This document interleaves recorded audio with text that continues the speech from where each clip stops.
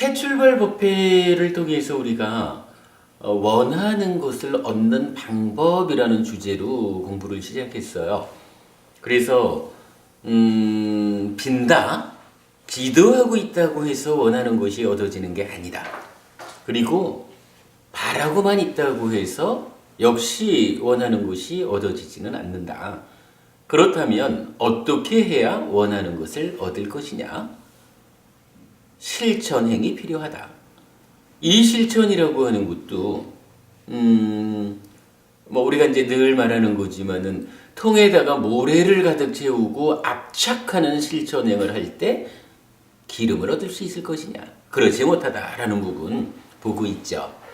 이치에 맞지 않는 실천행을 통해서는 또한 원하는 것을 얻지 못한다. 이치에 맞는 실천행을 통해서 원하는 것을 얻을 수 있다. 라는 이야기를 주제로 하고 있어요. 뭐 새 출발 법회가 이제 앞으로 뭐 계속되면서 요거 원하는 것을 얻는 방법이라는 커다란 주제에서 공부가 계속 진행이 될 겁니다. 그랬을 때 이제 이 실천행이라는 것을 어떻게 부처님은 제시해 주셨느냐라는 부분을 놓고 지난 몇 주 동안 우리가 바른 견해, 8정도의 시작이 되는 바른 견해 중에 가장 기본이 되는 것으로 저 세상은 있다, 화생하는 중생은 있다, 업에는 과와 보가 따른다. 요 세 가지가 바른 견해의 가장 기본이 되는 것이다. 라고 해서 이제 공부를 했고요. 뭐 그랬을 때 이제 이 바른 견해 가운데 뭐 화생하는 중생이라는 점에서 우리가 비인간의 침입이라고 하는 주제로 조금 다른 영역을 하나 보았죠. 그랬을 때 우리가 세간에서는 뭐 귀신 들렸다라고도 말하고 빙의 되었다라고 말하는 이런 어떤 현상을 이제 교리적으로 해석하자면 뭐 대표적으로는 사왕천에 있는 난폭한 주민들, 난폭한 무리들, 그들이 우리가 갈 때 같이 가고, 걸을 때 같이 걷고, 설 때 같이 서고, 앉을 때 같이 앉고, 누울 때 같이 앉고, 이렇게 표현되는, 그러니까 나와 함께하는 이런 현상을 말해주고 있죠. 그러면서 이러한 비인간의 침입, 달리 말해서 귀신 들렸다거나 빙의되었다거나 이러한 데 대해서 어떻게 대응할 수 있습니까? 라는 것을 경전은 두 가지로 알려주죠. 한 가지는 사천왕들이 이 사왕전의 무리 가운데 폭력 세력들이 그런 일을 하니 우리를 부르십시오. 부처님, 우리를 부르라고 알려주십시오. 우리가 가서 부처님 지자를 괴롭히는 그 무리들로부터 부처님 지자들을 보호해드리겠습니다. 라고 하는 게 아따나띠야 보호주 이렇게 나타났었죠. 그래서 그렇게 이제 도움을 청하면 사천왕과 그 힘센 사왕천의 천인들이 와서 도와준다. 이런 방법이 하나 제시되어 있죠. 그런가 하면 또 한 가지는 이 비인간들하고 직접 대응하자라는 방법이 제시됐죠. 직접 대응하는 데는 두 가지 방법이 있었어요. 한 가지는 그들이 와가지고 나를 사로잡아가지고 걸을 때 같이 걷고 뭐 이렇게 말하는 이 상황은 따지자면 한 가지 문제가 있는 거예요. 비인간이 나보다 힘이 세. 그러니까 나보다 힘센 자가 나를 지 맘대로 끌고 간 거죠. 대응 방법의 첫 번째는요. 비인간보다 내가 힘이 세지면 되는 거라. 내가 힘이 세지자. 어떤 방법이 비인간보다 내가 힘이 세지는 방법입니까? 라고 할 때 경전이 자애를 닦는다. 자비시사 사무량심 중에 자라고 하는 거죠. 요 자애의 마음을 닦는, 그래서 자애의 심해탈을 하는 요것이 내가 비인간보다 힘이 세지는 요걸로 경전이 알려주고 있죠. 그런가 하면 또 한 가지 대응 방법이 뭔가요? 그러니까 비인간에 대해서 직접 대응하는 방법 하나는 이제 비인간이 나를 좋아하게 만들자 요거였었죠. 비록 그들의 행태가 불편함이 있다 해도 그들 또한 자기가 좋아하는 사람을 해코지하지는 않는다라는 측면에서 그들이 좋아하게 만들자라는 하나가 제시가 되죠. 그런데 우리가 주목했던 것은 내가 비인간보다 힘이 강해지자 하는데 자애 수행이 제시되었는데 이제 비인간들이 나를 좋아하게 만들자라는 그 방법 또한 동일하게 자애를 닦는 거였죠. 자애의 마음을 닦는 것. 그래서 비인간에 대한 대응 방법이 명확해진 거예요. 한 가지로는 아따나띠아 보호주를 통해서 사천왕의 보호를 도움을 요청하는 거 하나, 아니면 내가 직접 비인간에 대응하는 거. 그런데 비인간에 대응하는 요 두 가지 경우는 실질적인 방법은 오직 한 가지, 자애의 마음을 닦는 거. 이렇게 나타났던 거죠. 그래가지고 바른 견해, 저 세상은 있다, 화생하는 중생은 있다, 업에는 과화부가 따른다. 요 세 가지 바른 견해가 방향을 조금 들어가지고 그 비인간에 대한 대응의 측면에서 자애라는 것으로 공부의 방향을 좀 넘겨왔죠. 물론 이제 의도적으로 이렇게 넘어왔죠. 그래가지고 우리가 요 자애라는 것을 중심으로 다시 공부를 시작을 했죠. 자애라는 것은 경전 안에서는 혼자 나타나는 경우는 거의 없잖아요. 자비희사 사무량심 또는 사범주라고 불리우는 하나의 수행 방법으로 나타나는 거죠. 그 가운데 비인간의 침입에 대한 대응 방법으로 제일 표면에 있는 자애라고 하는 요 하나의 마음을 대표적으로 표면에 내놓고 있다. 이렇게 본 거죠. 그래서 결국 자애라는 것으로부터 시작해서 자비희사 사무량심에 대한 공부를 했어요. 자, 사무량심에 대한 공부를 한 이유가 뭐였나요? 우리가 사무량심의 의미를 두 가지 점에서 찾아본 거죠. 한 가지는 마침 이제 지난주 저녁 법회에 우리 법부님께서 불교 교리가 한마디로 뭘까요? 라는 질문하시면서 혹시 사성제라는 많은 설명을 필요로 하는 교리보다 사무량심이라고 답변하면 되지 않을까요? 라는 질문을 하셔서 제가 마침 우리 지난주 낮 시간에 그 공부를 했으니까 적절히 답했죠. 그럴 수 없습니다. 부처님은 당신의 전생 이야기를 몇 개 경전을 통해서 하시면서 전생 이야기의 중심에 무엇가 있습니까? 전생에는 깨달음이 불완전했기 때문에 자비희사 사무량심을 통해서 대중들을 범천의 세상, 색계 무색계 세상으로 이끌었다. 그러나 지금은, 즉 부처가 된 지금은 열반으로 바로 이끄는 가르침을 설한다.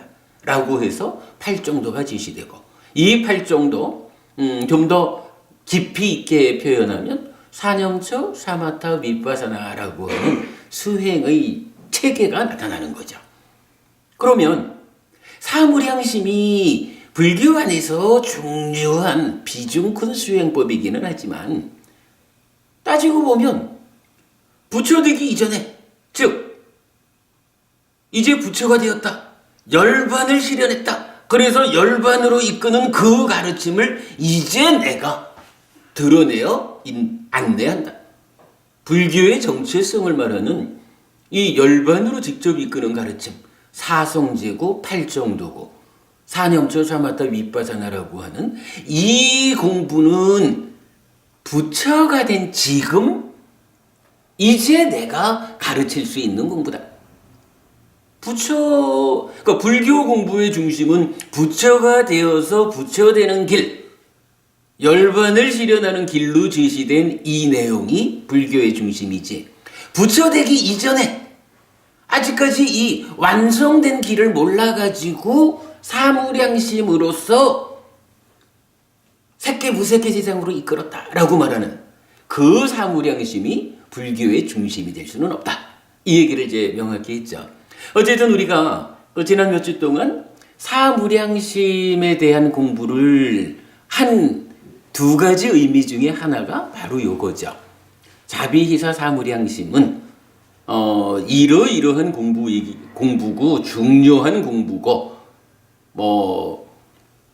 비폭력 무저항주의를 표방하는 기억하시죠? 저기 간디에 의해서 무저항 비폭력주의가 간디에 의한 신두교의 교리라고 보편적으로 알려져 있겠지만 사실은 자비희사 사무량심 안에 비라는 말로 비폭력을, 사라는 말로 무저항을 이미 비폭력 무저항주의가 불교의 수행 영역 안에 있다라고 하는 것까지 우리가 강조해 보았죠.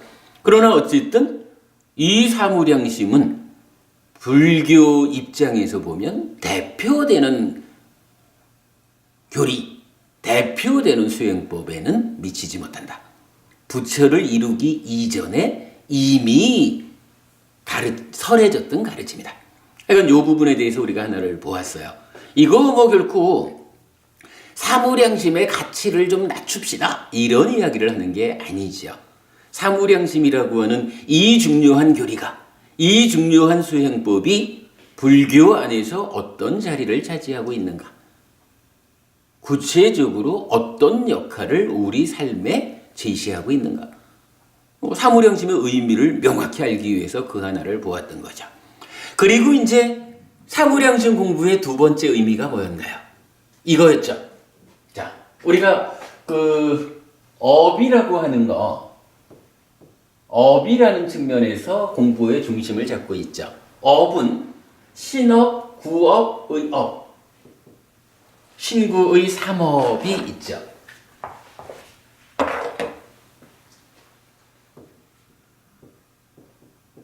그래서 신업은 조금 상세히 말하면 살생, 투도, 사음이라는 세 가지로 확장되고요.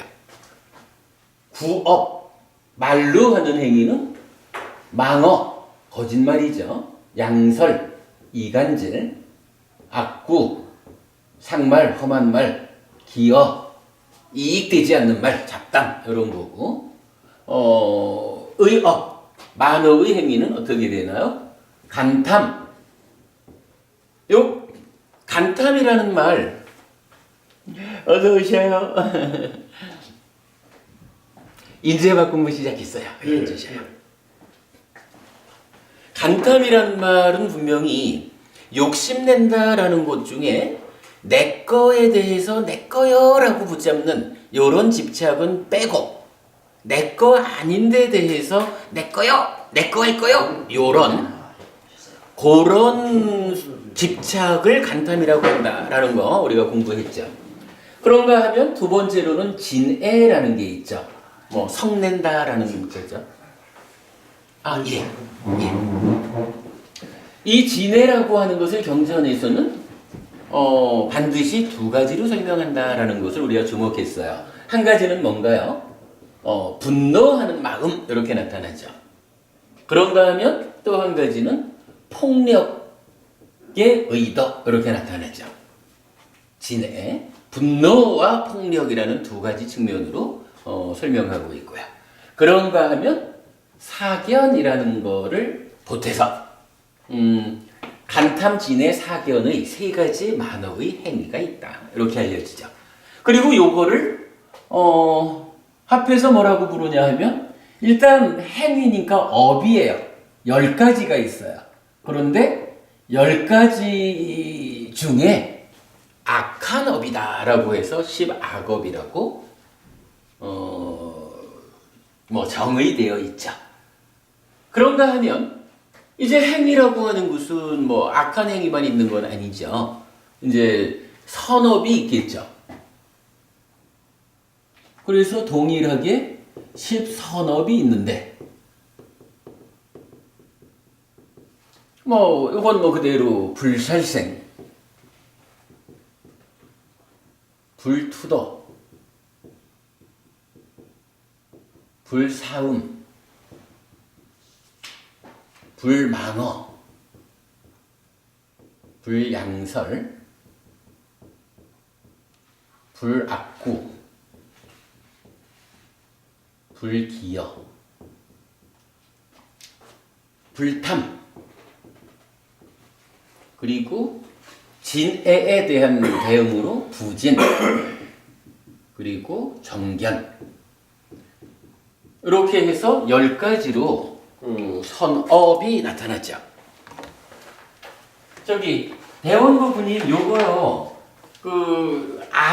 악업이라는 거하고 선업이라는 거, 요거 구체적으로 의미하는 게 뭐라고? 악업은 어떤 업이 악업이에요? 악어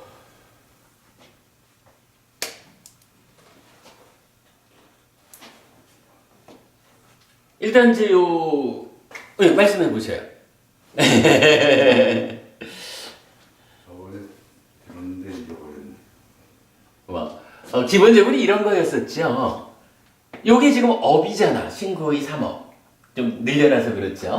근데 요 업이라고 하는 것은 기본적으로 괴로움을 만들거나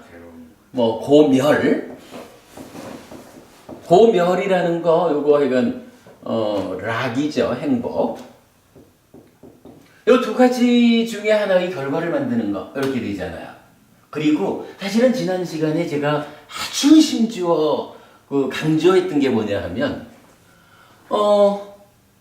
경전은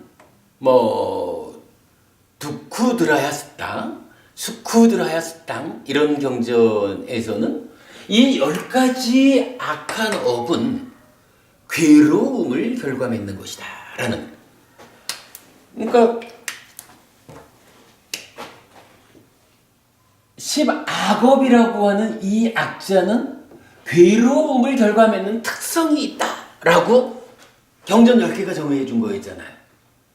두쿠드라야스탕, 수쿠드라야스탕에서는 뭐예요? 이 10가지의 선한 행위가 행복을 결과맺는 특성이 있다. 10악업이라는 이 10가지 업의 특성이 뭐냐? 라고 하면 괴로움을 결과맺는 것이다. 이거였죠. 10선업이라는 10가지 업의 특성이 뭐냐? 행복을 결과맺는 것이다. 라고 했잖아요. 그런가 하면 위빠까수타라는 또 경전들은 요거를 반복해 주죠. 10가지 악한 업은 그 보가 괴로움이다. 즉 우리가 이제 행위를 하면 행위의 결과로 고와 락이 고든 락이든 생겨나잖아요. 그런데 부처님 말씀에 의하면 요 생겨난 것을 그대로 겪어야만 한다면 청정범행이 불가능하다라고 알려지죠. 그 얘기는 뭔가요? 행위에 의해서 결과가 만들어졌어도 만들어진 결과를 내가 그대로 느끼는 것이 아니라 그 결과를 내가 받아야 하는 어느 시점에서 함께 작용하는 다른 조건들에 의해서 달라진 상태로 겪는다. 다 달라진 상태로 느낀다 이거였죠. 그래서 불교 공부를 잘하면 어떻게 돼요? 비록 내가 과거에 악업을 지어가지고 악업에 의해서 겪어야 할 괴로움이 있다 해도 지금 내가 오계를 지키고 보시하고 수행하는 무량한 삶을 살아내면 어때요? 이 괴로움을 아주 크기를 줄여가지고 겪을 수 있다는 거잖아요. 역으로 내가 과거에 선한 행위를 통해서 행복을 만들어놨어요. 요거 내가 5계를 지키고 보시하고 수행하는 이런 세 가지 공덕행의 삶을 살면 어때요? 이미 만들어진 이 행복을 뻥튀기 해가지고 훨씬 크게 그 행복을 누릴 수 있다는 거잖아요. 물론 이건 역으로도 성립하죠.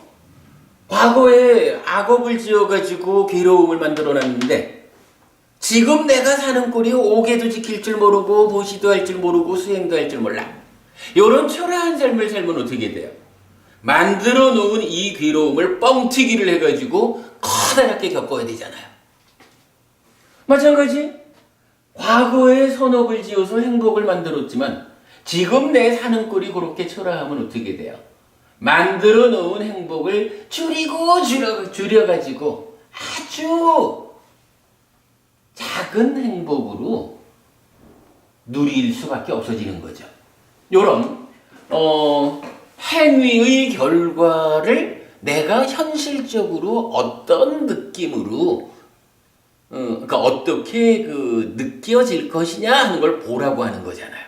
근데 위빠까수땅에서는 바로 이 10가지 업은 지금 표현한 식으로는 괴로움을 만들어 놓은 요 상태에서 지금 아무리 훌륭한 삶을 살아도 이 괴로움이 락으로 바뀌지는 않는다는 거예요. 이 괴로움을 줄이고 줄여가지고 한강물에 소금 한 움큼 던져놓은 것처럼 그 괴로움을 거의 느끼지 못하는 상태로까지는 갈 수 있어도 이걸 행복으로 바꿔서 누릴 수는 없다. 이 얘기죠. 마찬가지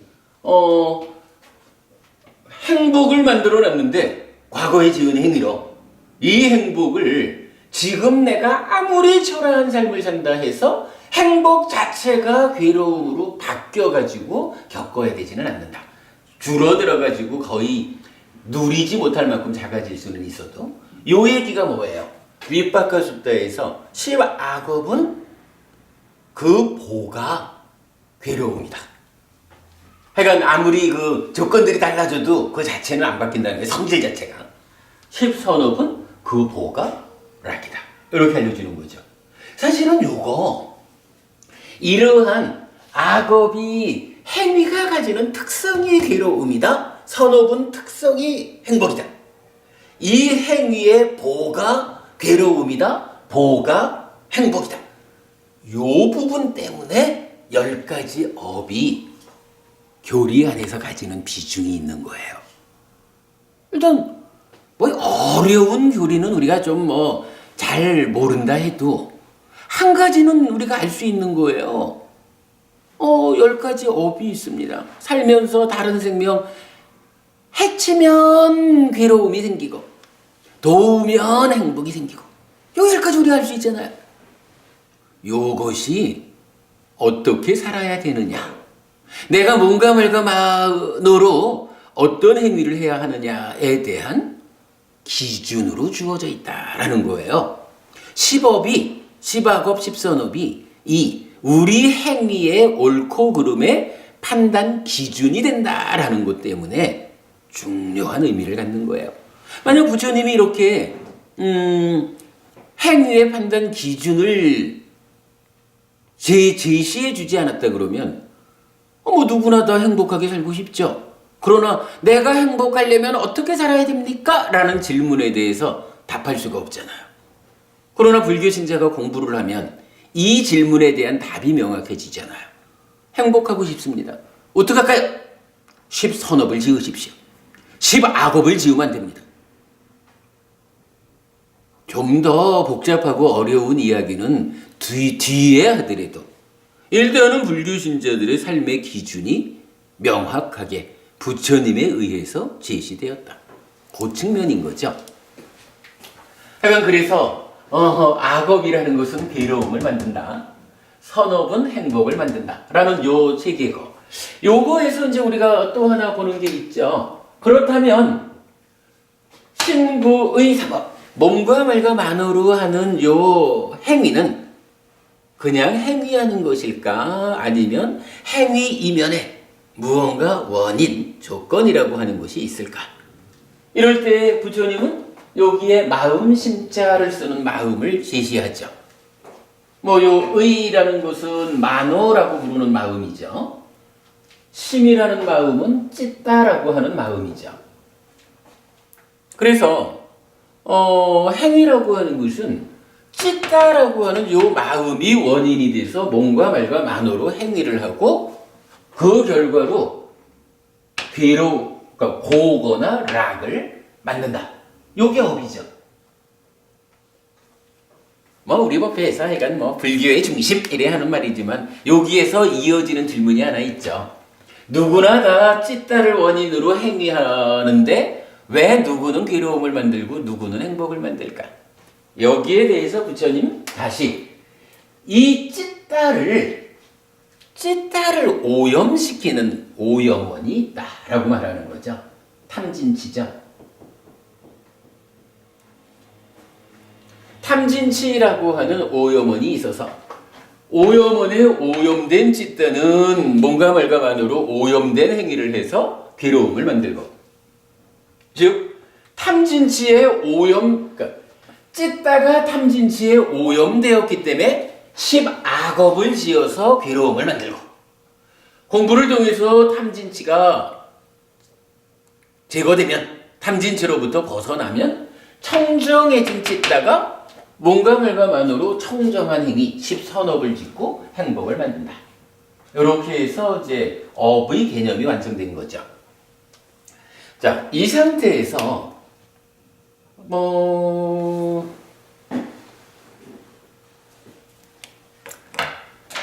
사무량심을 짚어본 두 번째 이유.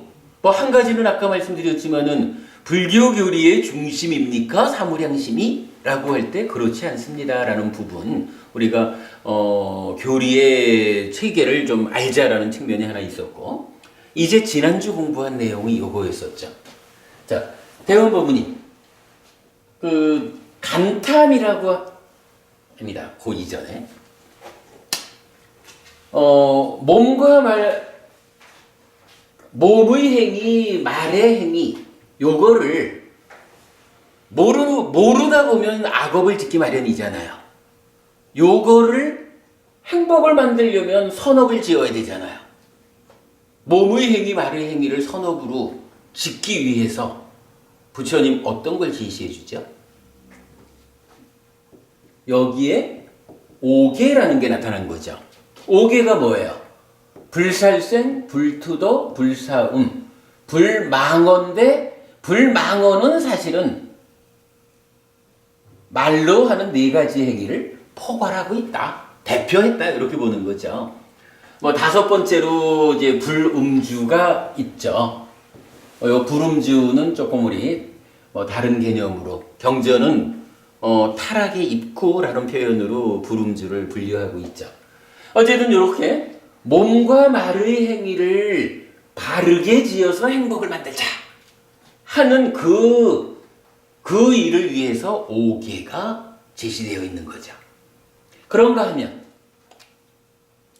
이 간탐을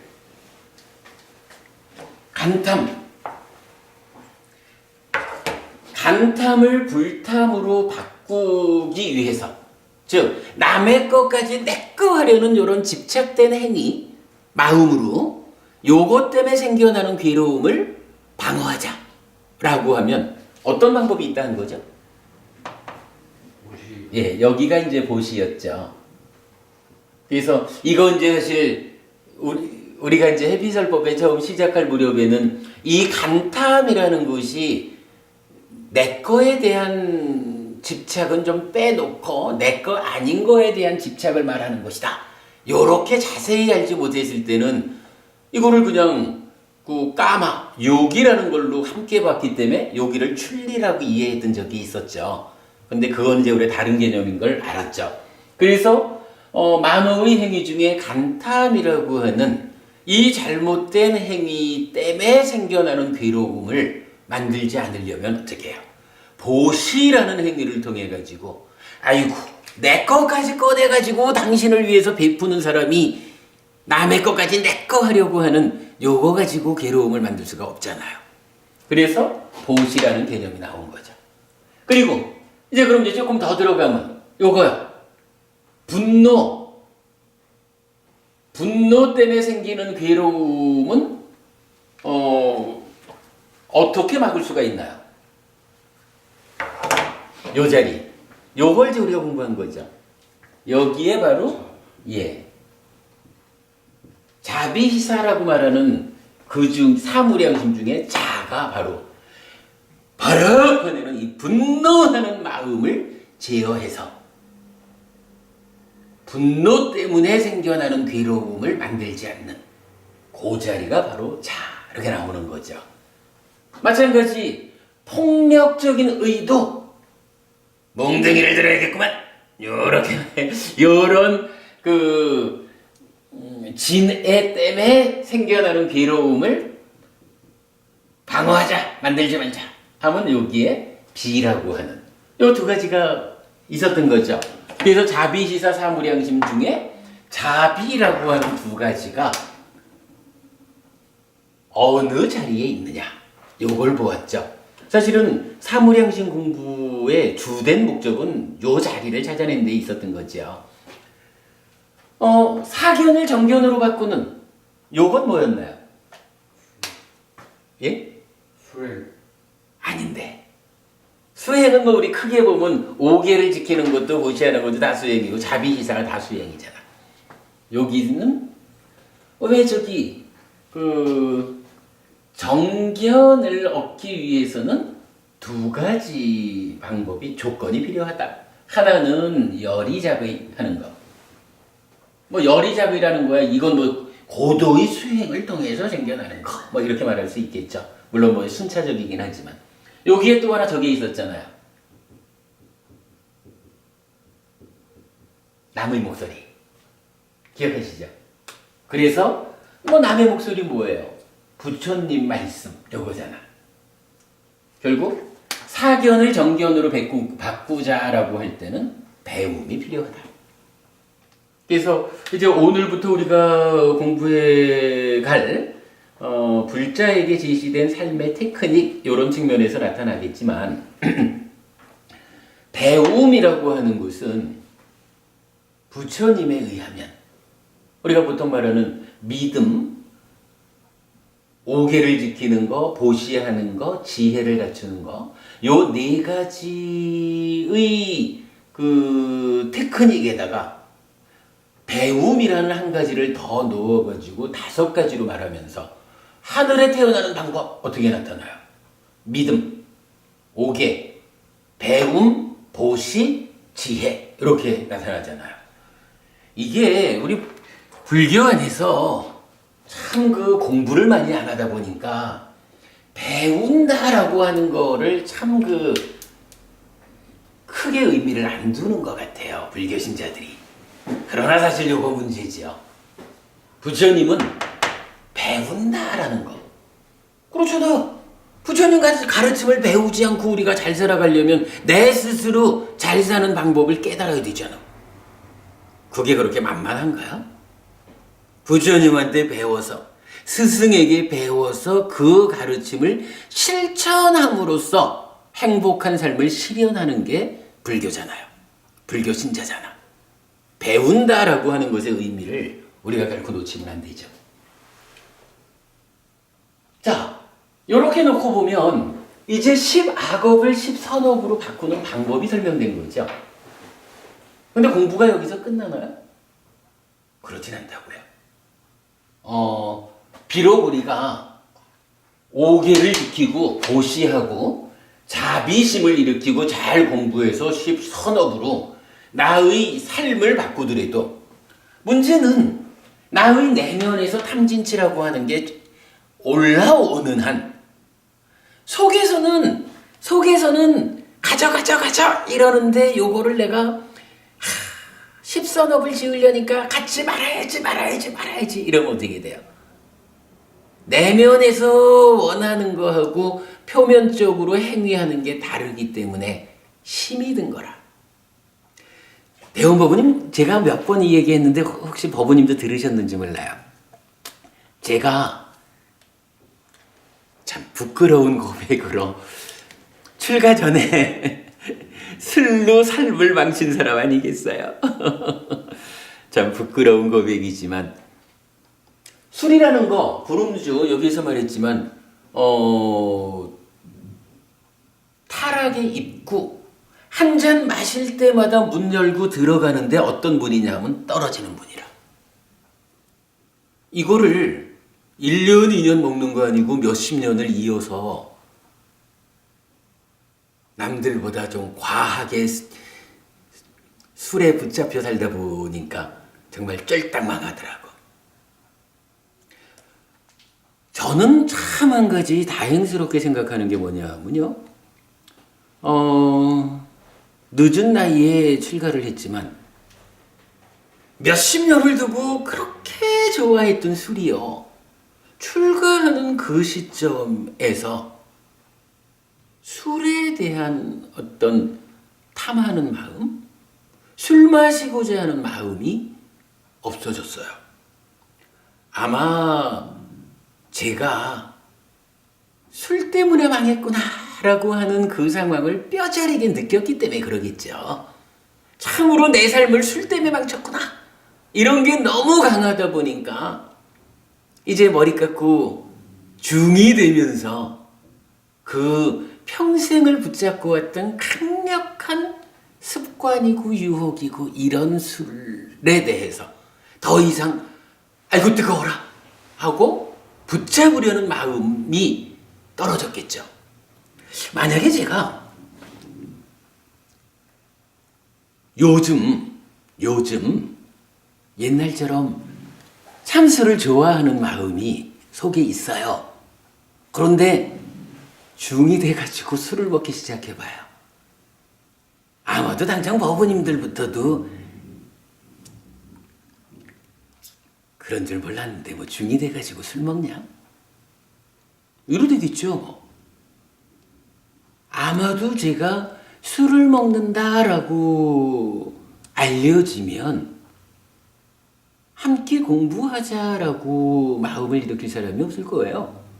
그러니까 저는 어떻게 해야 되냐 하면 아무리 속에서 술을 한 잔 먹었으면 하는 그런 어떤 마음이 집착이 일어나더라도 출가자로서의 삶을 유지하려면 제가 술을 먹으면 안 되잖아요. 그죠? 술 먹으면 안 되잖아요. 그러면 이게 사실은 참 힘든 삶일 거예요. 속에서는 먹자 먹고 싶다. 그거 얼마나 좋은지 아니? 이러는데 살아가기 위해서 참아내야 되잖아요. 늘 참아내는 삶을 살아야 되잖아. 이게 힘든 거거든요.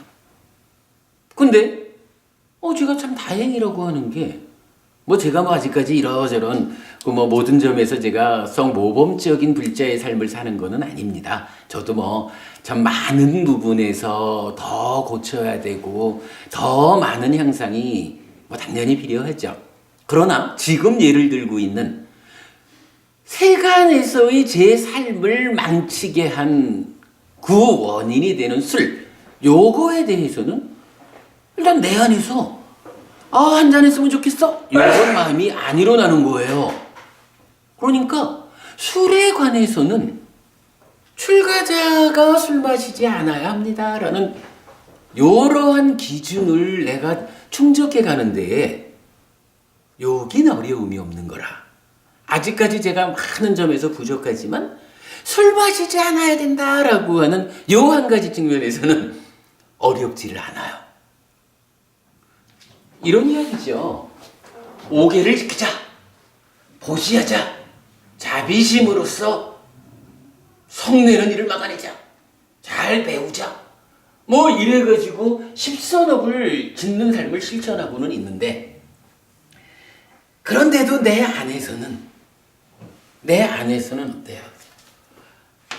행위의 원인이 되는 요 찌따를 놓고 찌따를 오염시키는 무언가 하여간 내 거 해야지 붙잡는 탐이라는 오염원이 지속적으로 올라오고 성낸다, 싫어라고 저항하는 밀쳐내는 진이라고 하는 오염원이 지속적으로 일어나고, 요거는 뭐 우리가 좀 마음의 메커니즘에서 좀 추가적으로 하는 공부지만, 이런 탐과 진이라고 하는 거, 무명이라고 하는 사성제를 모른다, 무상고무화라고 하는 존재의 실상을 모른다, 뭐 이런 것이 현상적으로 드러나는 게 탐과 진이잖아요. 요 무명이라는 것은 또 어디서 오나요? 번뇌라는 것 때문에 무명이 생겨나는, 요거 우리가 이제 마음의 메커니즘 공부를 통해서 장법부님 우리 충분히 아시는 이야기죠. 요게 결국 선업을 지어서 행복하자라고 하는 요 일관성 있는 하나를 놓고, 이제 나의 내면에서 탐이라고 하는 내꺼 하자는 요런 집착이, 이게 나여라고 하는 요런 집착이 존재하는 가운데, 그죠? 속에서는 하여간 어쨌든 붙잡는 거예요. 탐이라고 하는 오염원이 작용하고 있는 거예요. 그런데 내가 배워서 알기로 탐에 이끌려서 악업을 지으면 어떻게 돼요? 괴로움이 생기잖아.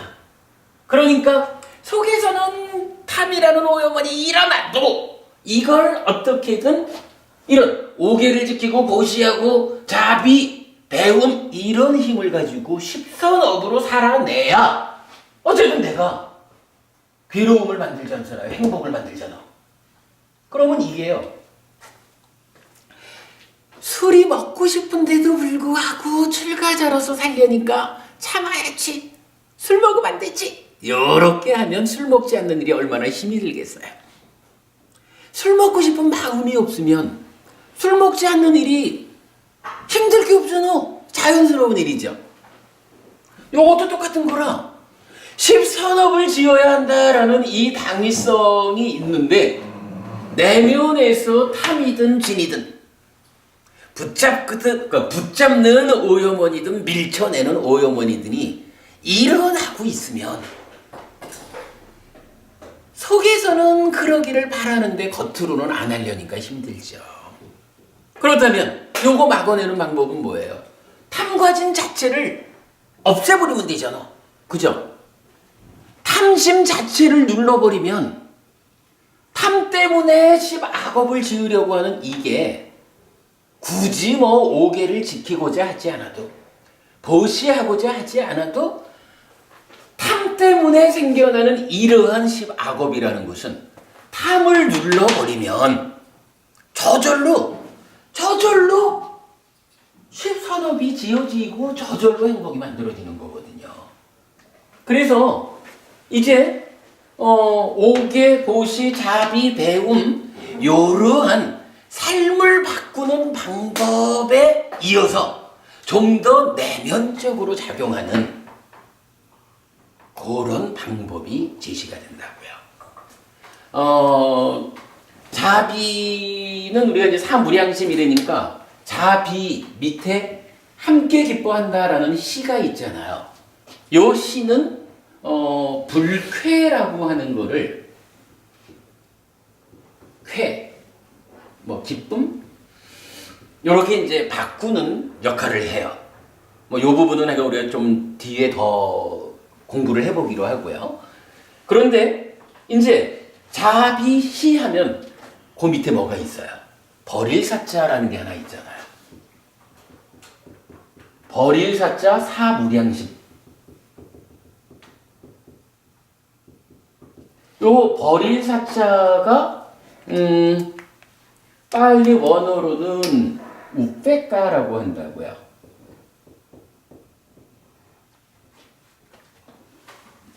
밑 붙든가. 요 우페까라고 하는 요 말이 무슨 의미냐 하면 평정, 평온이라고도 하고 마음에 흔들림이 없는 거. 그래서 지난주 제가 나눠드린 교재 이러고 보니 오늘들이 제가 지난주 거 드렸죠. 그 중에 보면 사자후에 대한 큰경 해가지고 나와 있죠. 거기에서 보면 부처님 부처되기 이전 고행하던 시절에, 그죠? 고행하던 시절에 평정을 닦았다라는 이야기가 하나 나오잖아요. 그 평정을 어떻게까지 닦나요? 고행하다가 피곤해 들어 누웠는데 양치는 아이들이 와가지고 오줌도 넣고 침도 뱉고 그러면서 막대기를 가지고 귀를 쑤시고 코를 쑤시고 이래도 어때요? 그러한 상황에 대해서 저항하지 않는, 그러한 상황에서도 마음이 흔들리지 않는 요런, 그러니까 부처님이 나는 이렇게까지 평정을 닦았다라고 하는 그게 나타나잖아요. 바로 고개 우백과 사무량심 요거거든요. 그런데 뭐 지난주 우리 본 거지만 요 사무량심이 어떤 역할을 해요? 사무량심이 바로 탐을 제거한다 이렇게 나오는 거죠. 지난주에 우리 청명법님 우리 요거 봤죠? 이 평정, 사무량심이 탐을 제거하는 것이다. 또는 빠띠가 저항을 제거하는 것이다. 뭐 저항이라는 것은 진과 같은 개념이 되는 거죠. 그러니까 사무량심을 닦으면 자비로는 만호의 행위 중에 진애, 즉 분노와 폭력을 자비로서 부진으로 바꾸는 그 역할을 하죠. 그 밑에 함께 기뻐하는 그러한 시라고 하는 마음은 불쾌한 상황을 유쾌한 상황으로 바꿔준다고요. 그러니까 유쾌함에 의해서 뭐니 해도 내가 기분이 좋아야 퍼주지 뭐 이런 개념이겠죠. 그리고 버릴 사자 사무량심, 사무량심을 통해서 바로 이거 밑에서는 탐이라고 하는 이 내 거 하고 싶고 이게 나요 뭐 이러한 집착이 찌따를 오염하는 오염원으로서 일어나고 있는데 그 일어나는 위에서 십선업을 지어서 행복을 만들려면 이게 참 어려운 일이잖아요. 그죠? 이러한 어떠한 노력, 어떤 행위를 통해서야 비로소 괴로움을 만들지 않을 수 있다. 이렇게 되잖아요. 근데 사무량심을 닦으면 바로 그 탐이라고 하는 요거, 탐 자체를 눌러버리니까 밑에서 잡아당기는 게 없는데 행위는 저절로 십선업이 되는 거죠. 자비희사 사무량심의 영역이 여기까지 가는 거예요. 청명고부님, 그럼 이제 이거 다 온 건가요? 여기서도 우리가 제가 본방 탐진치 옆으로 썼다가 무명 위에 무명이라는 게 탐과진으로 드러나는 이렇게 쓴 이유는 뭘까요? 요것도 또 그렇잖아. 탐이든 진이든 요게 그 내면에 무명이라고 하는 사성제라는 진리를 모르든 무상고 무아라고 하는 존재의 실상, 결국 세상 이치를 모르든 그렇게 세상 이치를 모르면 어떻게 되냐 하면 그러한 삶은 저절로 집착하기 마련이거든요. 무명이라고 하는 요 오염원이 있는 한에서 탐은 이게 그냥 없어지는 게 아니에요. 따지면 그러면 요것도 똑같은 거야. 저 속에서는 세상 이치를 모르는 삶을 잘못 보는 것으로서의 무명이 작용하고 있는데 그 위에 저절로, 그러니까 잘못 보았기 때문에 현상적으로 드러나는 탐이나 진, 요거는 있기 마련인 거예요. 무명이 있으면. 근데 요거를 어떻게, 우리가 지금 사무량심이라고 하는 자비시사의 이 강력한 힘으로 내리 눌러가지고 무명은 있는데 탐을 억누른 거잖아. 그러니까 탐이 눌려지니까 그 위에 있는 행위는 저절로 십선업이 지어져서 행복을 만든 거예요. 그러나 사실은 이것도 똑같은 이야기가 반복되는 거라. 무명이 있는 한 무명 때문에 탐은 일어나려고 하는데 이 탐을 일어나지 못하게 억누르려니까 사비시사 사무량심, 그 중에서도 벌일사자 사무량심이라는 강력한 수행의 힘으로, 좀 전에 예를 들었지만 그 부처님은요, 바로 무명은 있지만 탐심을, 진심을 일으키지 않으려니까 그 사평정을 닦는다, 사무량심을 어떤 노력까지를 했느냐? 호행하다가 지쳐가지고 쓰러졌는데 애들이 와가지고 오줌 넣고 침 뱉고 막대기로 귓구멍을 쑤시고 이러는데도 그런 상황에서도 나는 저항하지 않았어. 나쁜 마음을 일으키지 않았어. 이런 어려운 노력이, 그런 노력이 있으니까 무명은 있어도 탐과 진을 억눌렀다. 여기까지 간 거잖아요. 그러면 이제 이 부분도 어떻게 해야 돼? 무명이라는 요게 없어지면, 그죠? 무명이 없어지면 탐과 진은 저절로 없어지는 거잖아. 그러니까 무명 위에 탐진이 있는 요거를 어떻게 바꾸자라는 거냐 하면, 이제 무자 떼내면 명이죠. 탐과 진은 어떻게 되나요? 탐 없음, 진 없음. 명 위에 무탐 무진의 상태로 요걸 바꿔줘 버리면 탐이라는 자체가 없어지는 거예요. 안 일어나는 거예요. 그 뒷일이야 말할 게 없죠. 궁극적으로 할 일이 무명을 어떻게 무자를 떼어내가지고 명으로 바꾸는가. 참으로 고진멸도 사성제라는 진리를 바르게 알고 무상고무하라고 하는 존재의 실상을 바르게 아는 상태가 되어서 바르게 이치를 하는데 그 위에서 뭐 붙잡고 밀쳐낼 게 있어. 무탐무진. 여기까지를 가면 완성이겠죠. 이제 부처님은 여기에 대한 답을 주는데 바로 그거라. 무명이라는 게 맞지마니까요. 9번 정견경이라는 경전에 의하면 무명은 번뇌에 조건지어져 있다라고 해서 번뇌하는 것 때문에 무명이 일어난다라고 알려주거든요. 그러면 이제 무명을 없애서 탐진에서 벗어나자라고 하면 이 무명이 무엇 때문에 생기나요? 번뇌 때문에 생긴다. 번뇌를 제거하자. 요거 하면 되는 거죠. 번뇌만 제거하면 무명이 없어지니까 모든 문제가 해결돼요. 요거 여러분 번뇌 없애는 요 작업을 뭐라고 해요? 수행은 막 큰 얘기가 구체적으로 이 번뇌를 누라고 쓰거든요. 셀로자로 번역을 했어요. 번뇌를 소멸시키자. 번뇌를 다하게 하자.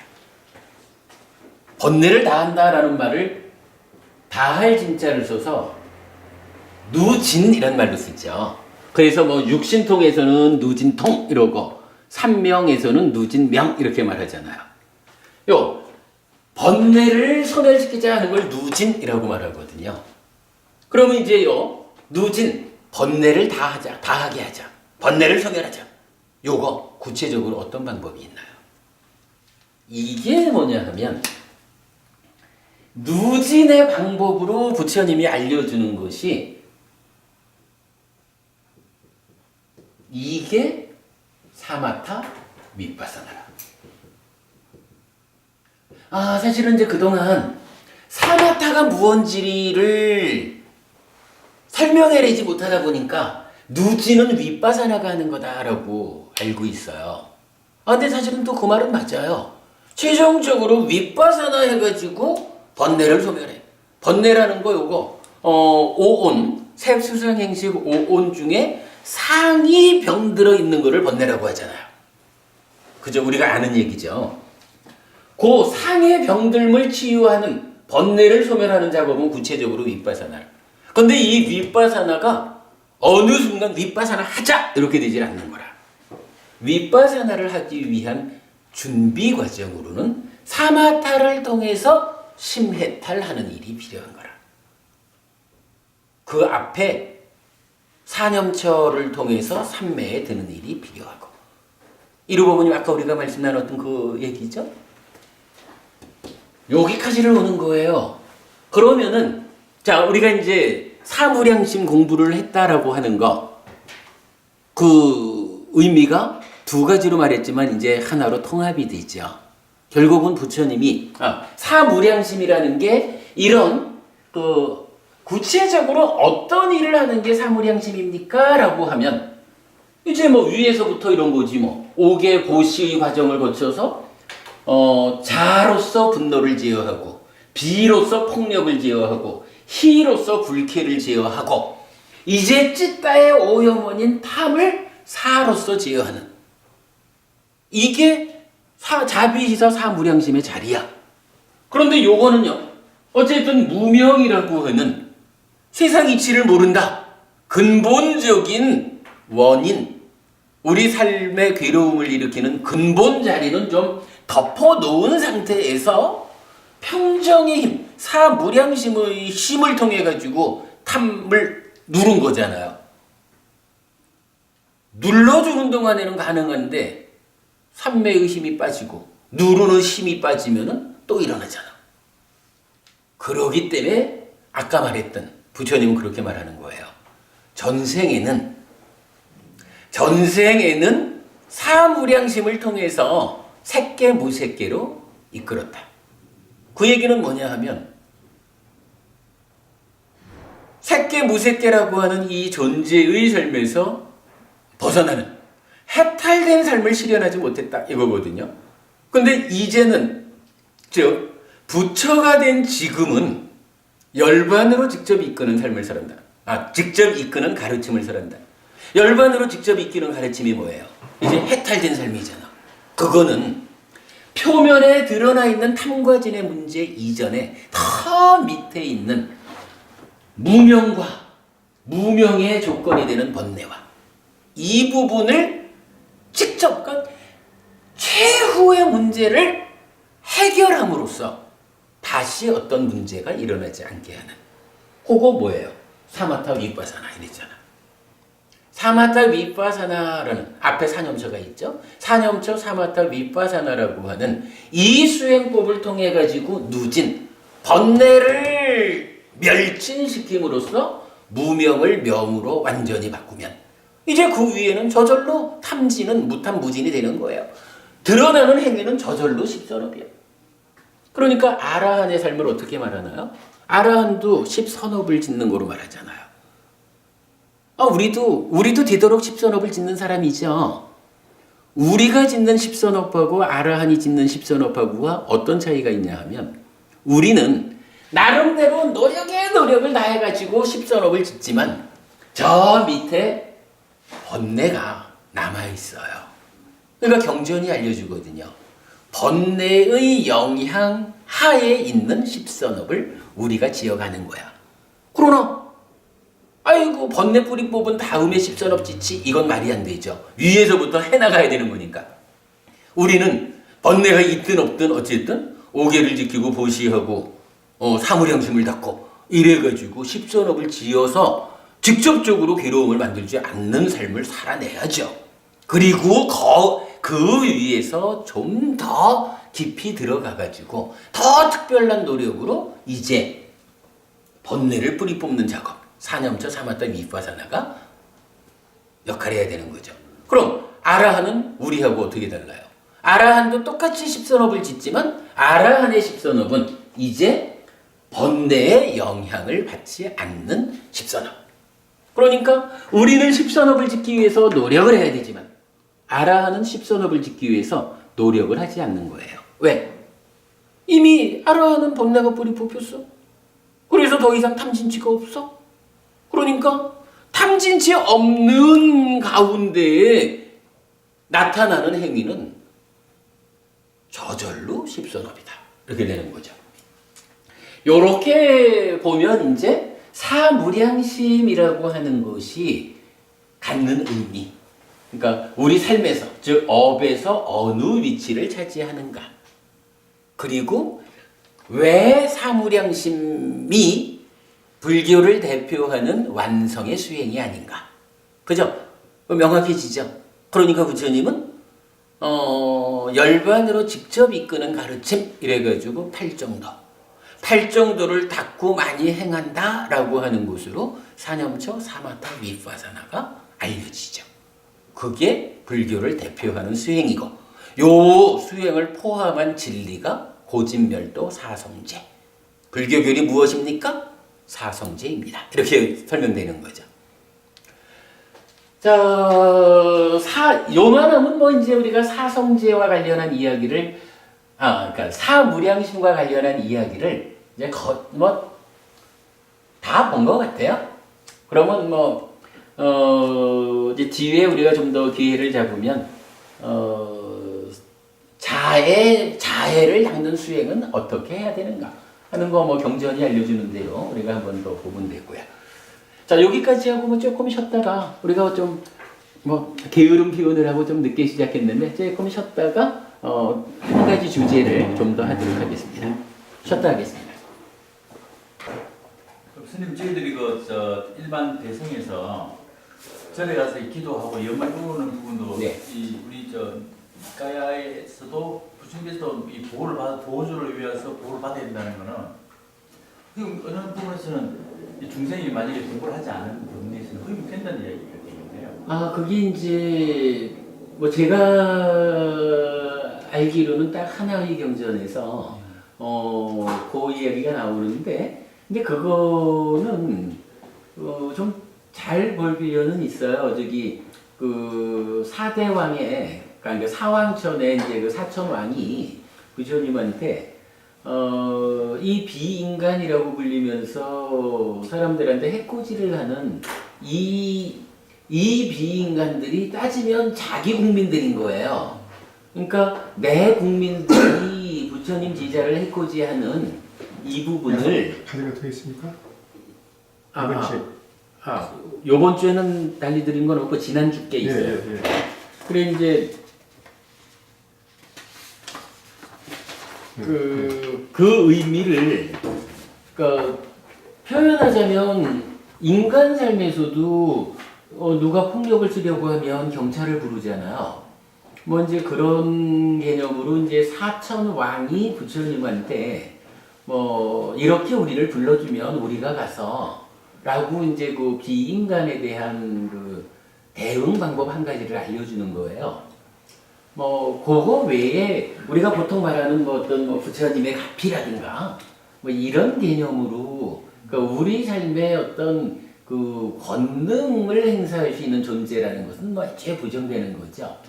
그러니까 대승적으로 어떤 말씀하시는 이제 그런 부분은 니까야적으로는 철저히 이건 부정된다고 봐야죠.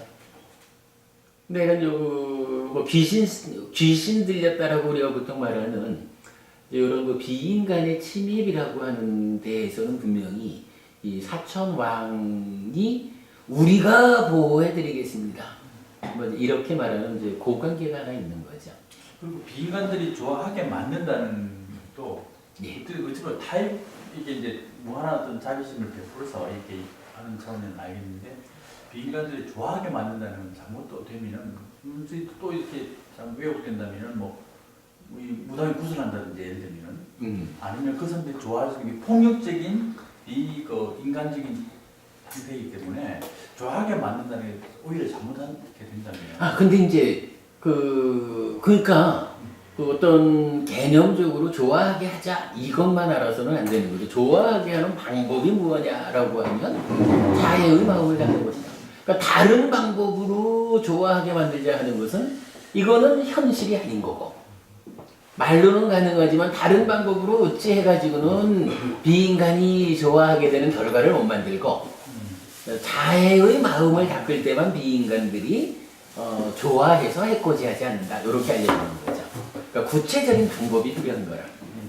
그러니까 이제 예를 들어서 우리가 고집멸도 이럴 때 집이라고 하는 것은 이 괴로움의 일반적인 양상의 그 조건이 되는 거잖아요. 그러니까 멸이라고 하는 데는 도를 말하거든요. 이 얘기는 뭐냐 하면 멸이라고 하는 행복이라고 하는 특별한 상황을 만들기 위해서는 거기에 그리 가기 위한 특별한 길이 필요해. 요래 가지고 고멸 도성제 이러면서 팔정도가 나오잖아요. 그러니까 비인간이 나를 좋아하게 만들자라고 하는 요런 표현하자면 특별한 어떤 것도 거기에 합당한 길이 있는 거라. 다른 길로 그런 결과가 나오는 게 아니다.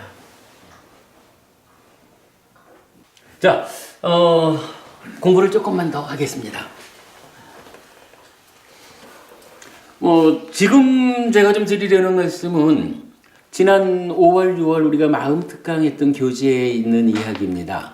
마음 특강 교재 중에 그 불자에게 제시된 삶의 테크닉이라는 주제로 좀 글들이 있는데 그 중에 몇 가지를 앞으로 좀 몇 주 동안 이 삶의 테크닉이라는 주제로 공부를 좀 하도록 하겠습니다.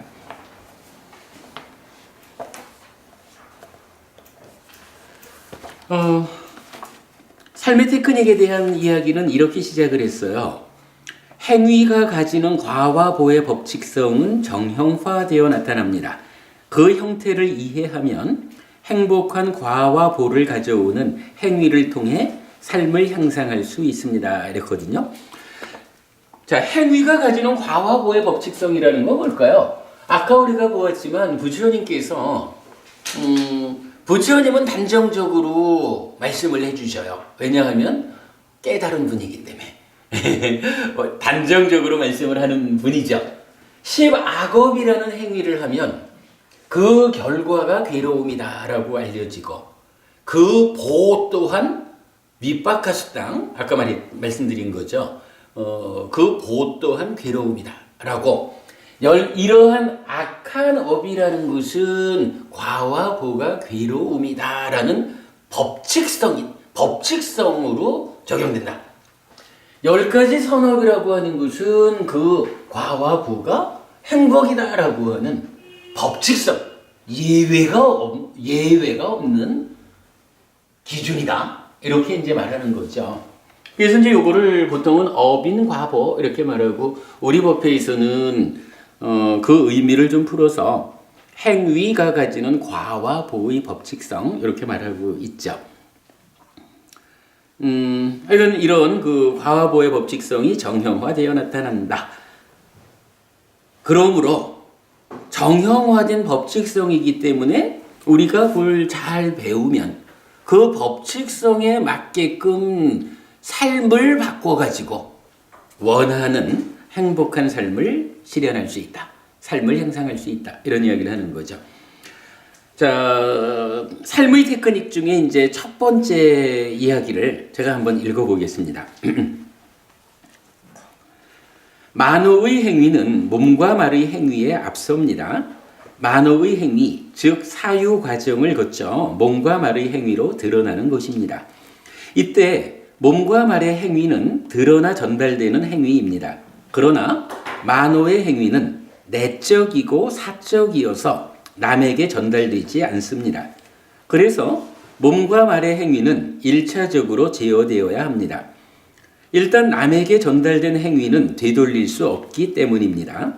비록 만호의 행위는 잘못 진행되었다 해도 몸과 말의 행위를 통해 드러나 전달되지 않아야 관계 가운데서 생겨나는 괴로움을 소멸하게 되는 것입니다. 한편 그만큼이나 중요한 것은 역으로 만호의 행위를 전달하는 일입니다. 만호의 행위는 자체적으로는 전달되지 않습니다. 그래서 전달해야 하는 마음은 적절한 몸과 말의 행위를 통해서 전달시켜야 합니다. 마음속에는 아무리 많은 사랑을 담고 있어도 적절한 방법으로 전달시키지 않는 한 나의 사랑은 전달되지 않는 것입니다. 때문에 관계 가운데 생겨나는 행복을 확보하기 위해서는 잘 제어된 몸과 말의 행위를 통해서 직접 전달시켜야 합니다. 또한 몸과 말의 행위에 대한 1차적 제어에 이어 만호의 행위도 제어되어야 합니다. 잘 제어된 만호의 행위를 적절한 몸과 말의 행위를 통해 전달시킴으로써 삶은 더 큰 행복을 만들게 되는 것입니다. 이런 이야기죠. 아라한이 10선업을 짓는다 그랬고 우리도 10선업을 지어요. 어떤 차이가 있느냐라고 하니까 아라한은 누진에 의해서 번뇌의 영향을 받지 않는 십선업을 지어요. 우리는 누진되지 못해가지고 번뇌의 영향을 받는 가운데 어떤 방법을 동원해가지고 십선업을 지어요. 행복을 만들기 위해서. 그런데 이게 번뇌라고 하는 한 단계만으로 설명되는 것은 아니죠. 우리가 앞 시간에 이거를 5개로부터 쭉 내려와가지고 이렇게 왔지만 일단 그런 어떤 전개 과정으로 보면 번뇌가 없으면 만사 오케이죠. 근데 아직 우리 형편이 번뇌를 없애지 못했다라고 한다면 번뇌 때문에 생겨나는 무명이 현상적으로 알려지는 것, 드러나는 게 탐과 진 이랬어요. 아직 내면에서 번뇌를 해결하지는 못해서도 어떤 방법을 줘서 탐 또는 진을 억누를 수 있다면, 해결할 수 있다면 그래도 밑에 부분은 그러지만 이 이후 이야기는 해결이 되는 거죠. 그 방법이 뭐였냐 하면 자비시사 중에 사무량심이 바로 요 탐을 또는 빠띠가 해가지고 저항하는 거, 뭐 진 같은 개념으로 봐도 될 거예요. 요 부분에서 그러니까 사마타 미파사나에서 가장 근본이 되는 번뇌를 해결하든가 그게 안 된다면 차순위적으로 사무량심에 의해서 탐과 진을 직접 제어하자. 그러면 탐진 이후 탐에 오염된 찌따의 문제는 해결이 되는 거잖아요. 그런데 이게 또 그렇게 만만한 수행은 아니란 말이죠.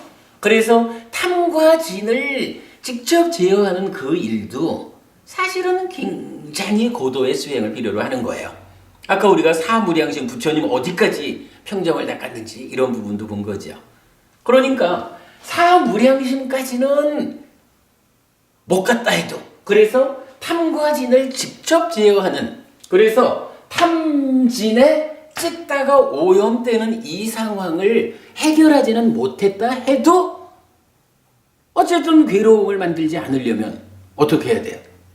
이제 배우자, 자비, 다른 생명을 행복하게 해주려는 이 마음을 북돋우자.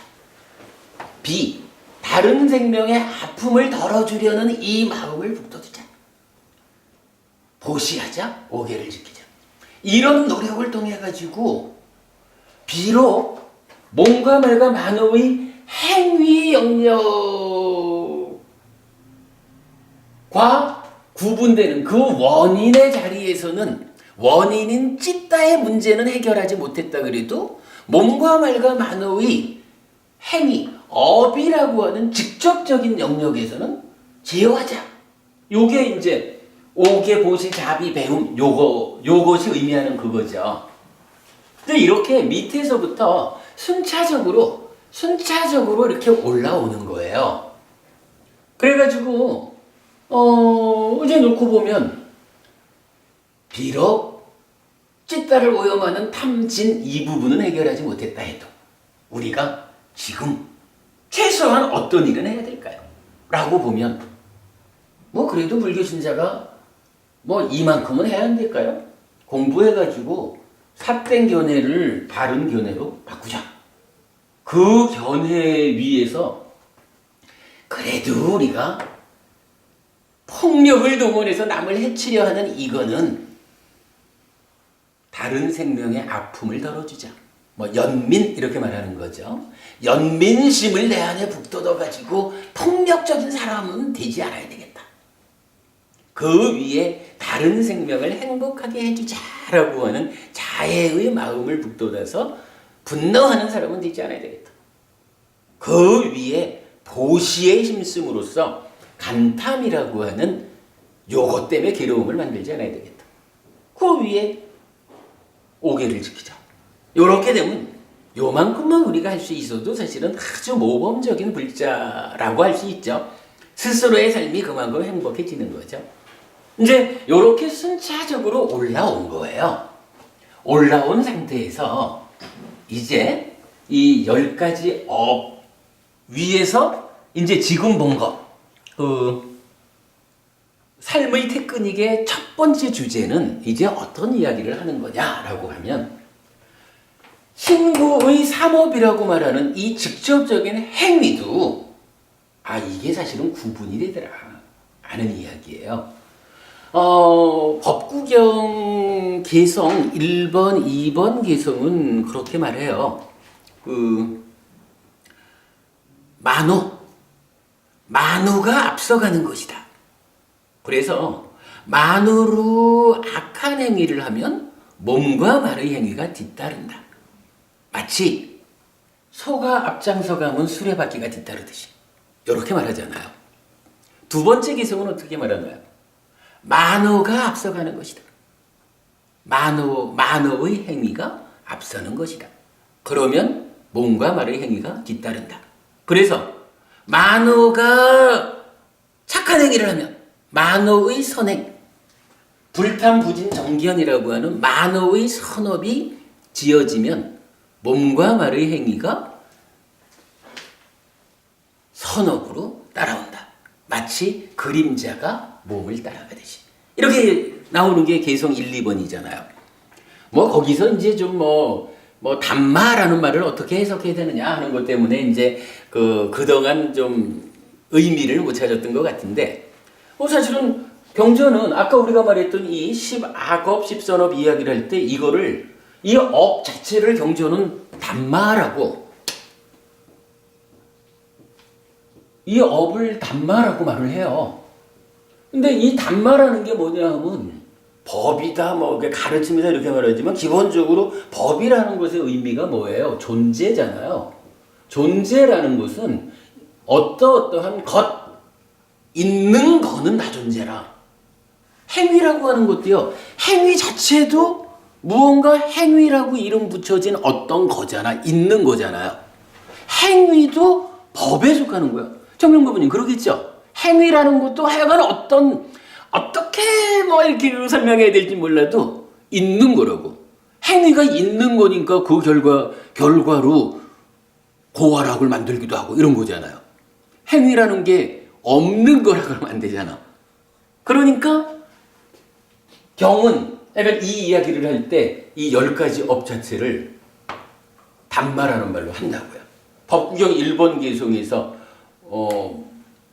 만호, 뿌빵가마, 담마 이래가지고 만호가 앞서가는 법이다 이렇게 말할 때 그거 우리는 아주 간단하게 만호의 행위가 앞서는 것이다 라고 설명할 수가 있어요. 그렇게 되면 법구경 1, 2번 개성이 방금 제가 설명했듯이 만호의 행위가 앞서고 신업, 구업이 뒤따르는 거다. 이렇게 그 의미가 알려지거든요. 그래, 이건 그렇다는 거예요. 행위는 분명히 우리가 신구의 삼업이라고 말을 하지만 순서적으로 보면 만호의 행위가 1번이고 이것이 몸과 말의 행위로 이어서 드러난다 라고 선후가 있다는 얘기예요. 선후가.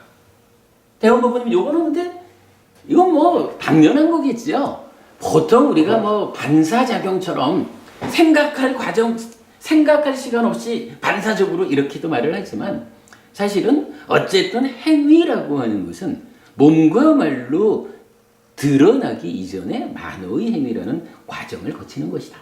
이건 부처님은 그렇게 알려주는 거예요.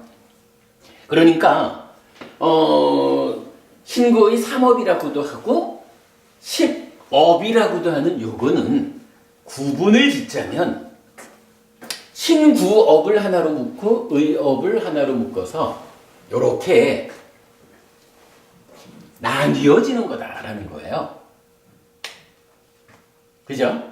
의업이라는 한 영역하고 신업, 구업이라는 한 영역으로 나뉘어진다라는 거예요.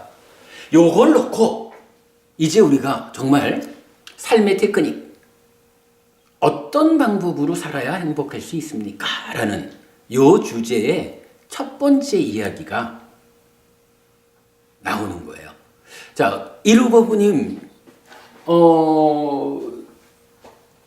나뉘었다라고 하는 것은 무언가 차이가 있는 거겠죠. 이거 의업이라는 거하고 구분되는 것으로의 신업, 구업 어떤 차이가 있을까요?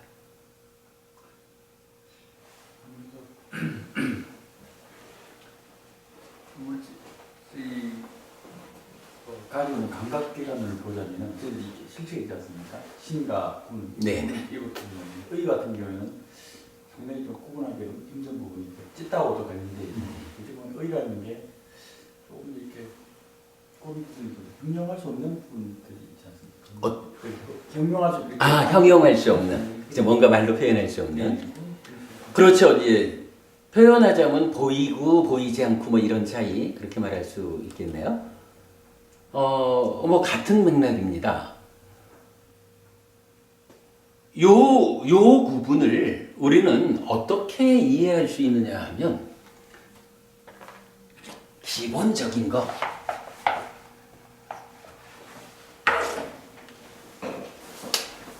지금 말씀하신 대로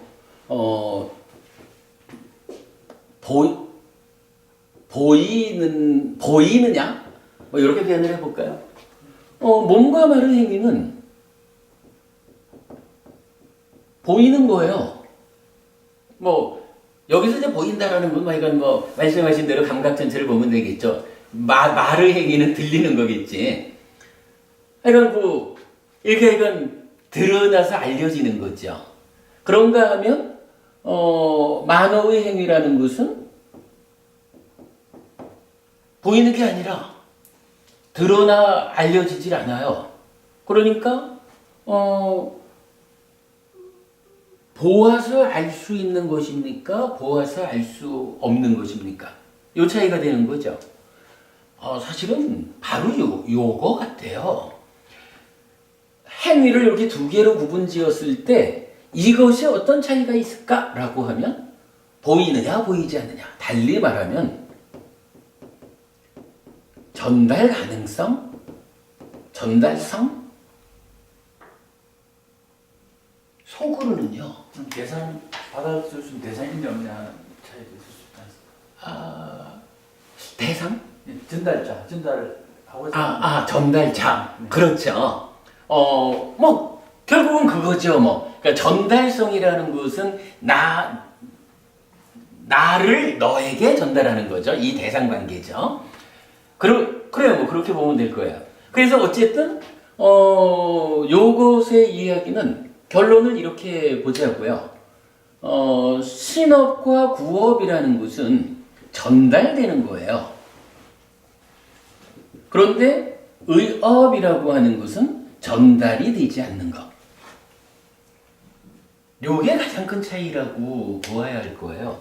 즉, 나의 속으로 어떤 욕심이 있고 얼마나 내가 지금 화가 나 있고 어떤 어리석은 잘못된 견해를 가지고 있든지 간에 이거는 남한테 보여지는 건 아니라.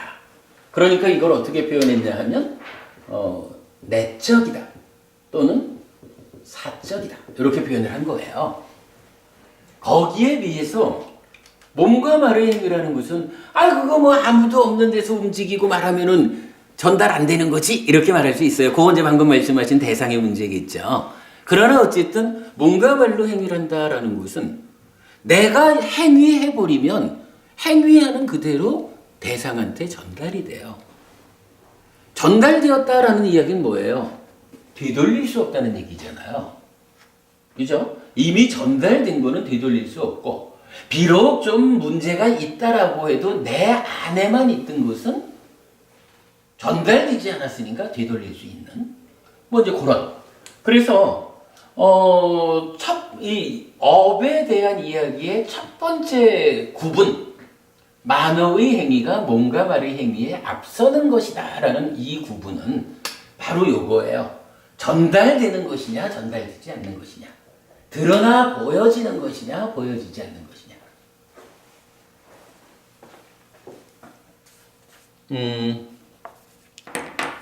요 이야기가 사실은 뭐 전달 여부를 알자라는 개념보다는 이런 측면에서 의미를 가져요. 자, 제가 그 에피소드로 하나 이제 정리해 본 게 있는데, 옛날에 우리 공부하던 법부님 한 분하고 있었던 일입니다. 법부님 한 분과 이메일 대화 끝에 법부님은 스님 몇 다 보내드려요 라고 인사말을 주셨습니다. 요 자가 빨리 원어가 몇 다예요.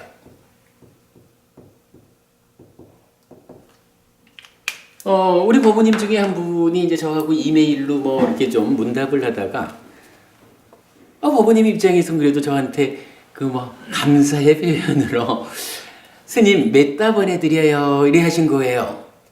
그러니까 스님 행복하셔요 라는 이야기와 같은 말이겠죠. 그러니까 몇 다라는 거, 자라는 말 자체가 다른 생명이 행복하기를 바라는 마음이잖아요. 그러니까 법부님 입장에서는 저하고 이런 대화를 하다가 그 마지막 인사로 스님 행복하기를 바라는 저의 마음을 드립니다. 이렇게 이제 인사를 해주신 거예요. 아니 사실 뭐 굉장히 고맙고 기쁜 일이죠. 근데 제가 공부의 목적상 이렇게 답을 했어요. 고마운 일입니다. 그러나 저는 죄송합니다, 법부님.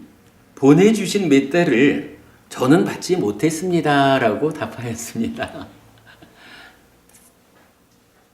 그런데 어쩌면 이 몇 달을 받지 못한 것은 저의 귀책 사유가 아닐지도 모릅니다.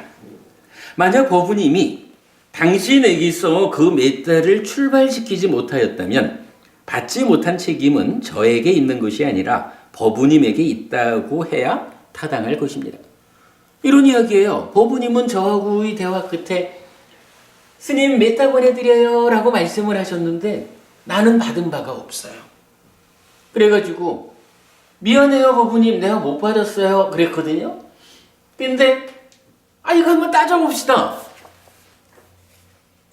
내가 과연 보내주신 몇 달을 받지 못했다라고 미안해해야 타당한 상황입니까? 내가 정말 미안해해야 하는 건가요? 이 얘기를 따지는 거예요.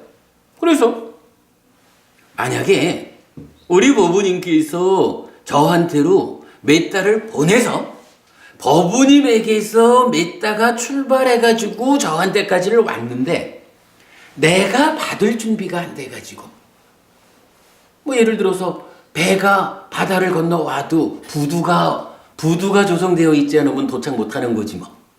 그죠? 그러니까 법부님한테서 출발한 이 몇 달가 실제로 나한테까지 왔는데 내가 준비가 안 돼서 내 공부가 부족해서 받지 못했다라고 하면 이거는 제가 정말 죄송해야 되죠.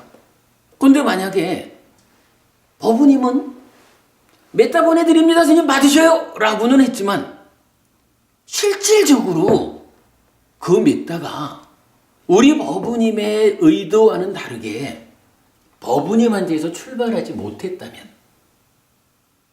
바다를 건너 오지를 못했어 이 배가. 내가 아무리 받을 준비가 되어 있다 해도 바다를 건너서 배가 오지 못하면 입항을 못하는 거죠.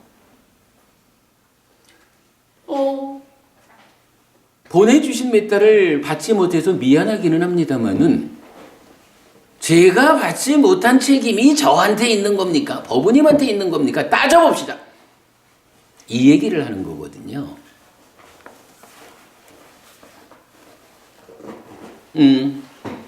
그래서 이건 이렇게 자 다시 그런데 어쩌면 이 몇 달을 받지 못한 것은 저의 귀책 사유가 아닐지도 모릅니다.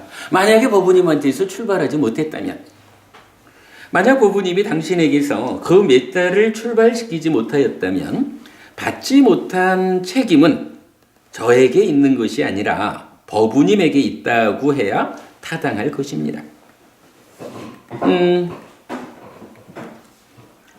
지금 우리 이 얘기를 하고 있는 거죠. 자, 몇 달이라고 하는 게 몸과 말의 영역에 속한 행위인가요? 아니죠.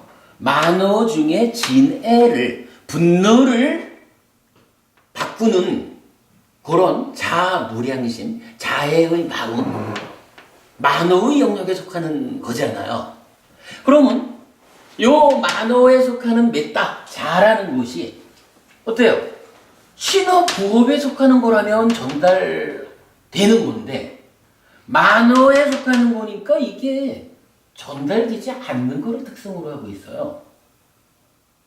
그렇다면 아무리 법부님이 스님 고맙습니다.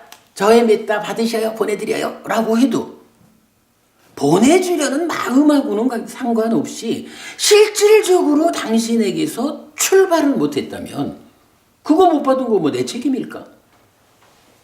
따지자면 메따라고 하는 것이 보내지는 게 아닙니다라고 바르게 공부하지 못한 법부님 책임이지. 정말 우리고 생각해 볼 수 있는 거죠.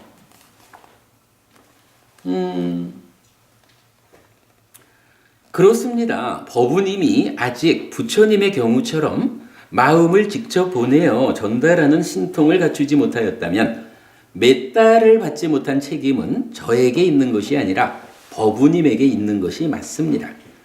출발하지도 않은 것을 받지 못했다고 꾸중할 수는 없는 것이기 때문입니다. 그렇다면 바르게 알아야 합니다. 메따를 선두로 하는 자비희사 사무량심 또는 사범주는 보내는 것이 아닙니다. 열심히 닦아서 자기 안에 가득 채우는 것입니다. 스스로의 내면에 가득 채우고 확장하여 자기의 한계를 극복해 나가는 것입니다. 이런 방법에 의해 의업에 속하는 진에 분노하는 마음과 폭력의 의도를 부진으로 바꾸는 수행입니다. 의업의 변화에 따라 몸과 말의 행위가 제어되어 보시에어 이행 동사의 사서법으로 드러나 전달되고 그때 그에게 알려지는 것입니다. 이 얘기예요. 사무량심 수행을 합시다. 자애 수행을 합시다. 라고 하는 거 이거요. 내 안에서 자애라는 마음을 만들어가지고 이거를 사랑하는 누구에게 보내자. 또는 미워하는 누구에게 보내자. 아니면 나와 전혀 관계가 없는지 모르지만 무생명을 위해서 이 자애의 마음을 보내자. 라고 했을 때 그것이 실질적으로 보내지는 것이냐? 경전은 그렇게 말하지 않는다. 경전은요. 자비희사 사무량심 이야기를 할 때 늘 나를 채우고 가까운 사람들을 채우고 동서남북 상하 온 세상으로 내 마음을 채워나간다라고 말하지. 내 마음을 정말로 내가 행복하고 내 가족이 행복하고 우리 친척들이 행복하고 친구가 행복하고 모든 생명이 행복하고 라고 참으로 많은 존재들이 행복하기를 바라는 곳으로 이 자애의 크기를 확장시켜 나가지. 내가 요만큼 자애의 마음을 닦았으니 당신 받아 라고 보내주는 것으로 나타나지 않는다고요.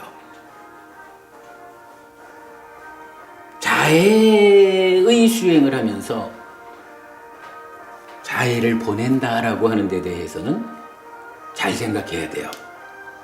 사실은요, 옛날에 어떤 스님 한 분하고 대화를 하면서 메따라고 하는 것이 보내지는 것이 아닙니다. 스스로의 마음에 가득가득 채워서 넘쳐나게 하는 겁니다.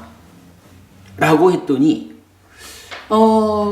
자애 수행을, 그러니까 자애관 수행을 아주 중요히 여기고 강조하는 이 스님이 이렇게 말씀을 하셨어요. 아이 스님, 그러면 안 됩니다. 자애 수행에서 자애가 전달되지 않는다 그러면 자애 수행의 가치가 떨어집니다. 이러는 거예요. 그래서 저도 한마디 했어요. 스님, 불교 공부가 자애 수행이 얼마나 중요한 수행인가, 이거 가르치는 공부가 아닙니다.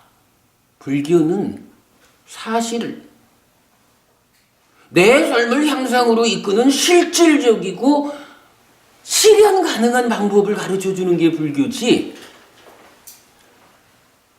자해 수행의 가치를 높이는 게 무슨 의미가 있어? 자해 수행 잘해가지고 내 마음을 보낸다라고 백날 공부를 했는데, 그래가지고 자해 수행이 이렇게 훌륭한 수행입니다라고 말은 할 수 있을지 몰라도 전달되지 않는 자해를 전달하자라고 하는 이 시도가 내 삶을 어디로 이끄느냐고요. 그래서 제가 이건 교수님한테 그런 거예요. 중요한 거는 내 삶을 향상으로 이끄는 사실이 중요한 거고, 우리가 경전을 통해서 부처님 가르침을 이해할 때 메따라는 것이 이게 전달되는 것이 아니니, 전달되지 않는 메따를 내 안에 어떻게 채우고 그 효과를 어떻게 드러낼 것이냐 라고 공부되어야 하지 않습니까? 우리가 대원법원이 우리가 아는 이야기죠. 지난번에 공부했죠. 자비희사 사무량심을 내 마음에 채우면 어떤 일이 이어서 나와야 되나요? 이런 거죠. 내 안에 다른 생명이 행복하기를 바라는 그 마음이 가득 차는데, 내가 실제로 마음은 그런데 이 마음이 드러나 전달되는 데서는 남의 거 빼앗고 욕하고 거짓말하고 해치고 이렇게 할 수가 있나요? 내 마음에 그러니까 내 마음이 사견과 분노, 폭력 이런 것으로 가득 차게 되면 이 상태에서 뺏으려 하고 말로 나쁜 행위하고 몸으로 나쁜 행위를 하는 거잖아요. 내 마음이 바른 견해 위에서 자비로 가득 차면 이제 보시하는 삶을 살게 되는 거라. 말로 착한 좋은 말을 하게 되는 거잖아요. 몸으로 좋은 행위를 하게 되는 거잖아요. 메타를 닦는다라고 하는 것은 나의 만의 영역에서 많은 생명이, 정말로 모든 생명들이 나로 인해서 행복해지기를 바라는 그러한 마음을 키워나갈 때 이제 어떤 일이 생기나요? 바로 이 자애의 마음에 의해서 이제 나의 행위는 첫째로 빼앗는 행위에서 바뀌어가지고 베푸는 행위로 바뀌는 거죠. 말로 나쁜 행위를 하는 것을, 이러한 자애가 내 마음에 가득 차 있다 보니까 이제 말로 하는 행위가 저절로 어떻게 돼요? 이렇게 표현하잖아. 사랑스럽게 말하게 되는 거잖아요. 내 속에 네가 행복하기를 바란다 라는 요 마음이 가득 차 있는데 나쁜 놈! 이러면서 살지는 못하는 거잖아요. 그죠? 법구경 1번 우리가 금방 본 거지만 만으로 행위하는 대로 몸과 말의 행위가 뒤따라 오는 거잖아요. 내 마음 속에 너가 행복하기를 바란다 라는 이 마음이 가득 차 있는데 몸과 말로 해치는 행위를 못 하잖아요. 그러니까 만호를 겪으면 보시하게 되고 애어라고 말해지죠. 그리고 몸의 행위는 어떻게 나타나요? 이행 이렇게 나타나잖아요. 이익되는 행위. 불살성 불토도 불사음 이게 대표적으로 이건 이익되는 행위를 해주는 거잖아요. 그리고 뭐 통합해가지고 동사라고 해서 어렵든 행복하든 그의 삶에 함께 해주는 거, 동사 이러잖아요. 그러니까 메타를 닦았다라고 하는 것은 나의 내면을 메타로 가득 채움으로 인해서 보시에어 이행 동사라고 하는 이러한 몸과 말의 행위를 통해서 전달되는 그런 삶을 보여주는 거잖아요. 이때 요거 보시에어 이행 동사 1 보시 2 에어 3 이행 4 동사 요 네 가지를 뭐라고 해요? 사서법 이렇게 쓰잖아요.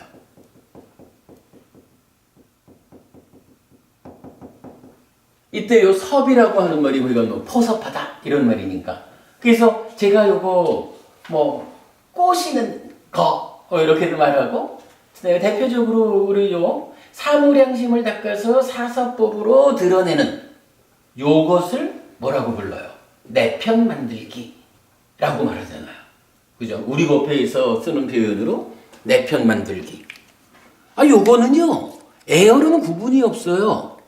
어른이 되어서도 이러한 삶을 통해서 내 편이 많아지면 사업을 하는데도 실패할 일이 없어지고요. 연애를 하는데도 실패할 일이 없어지고요. 자식 키우는데도 실패할 일이 없는 거예요. 애들도요.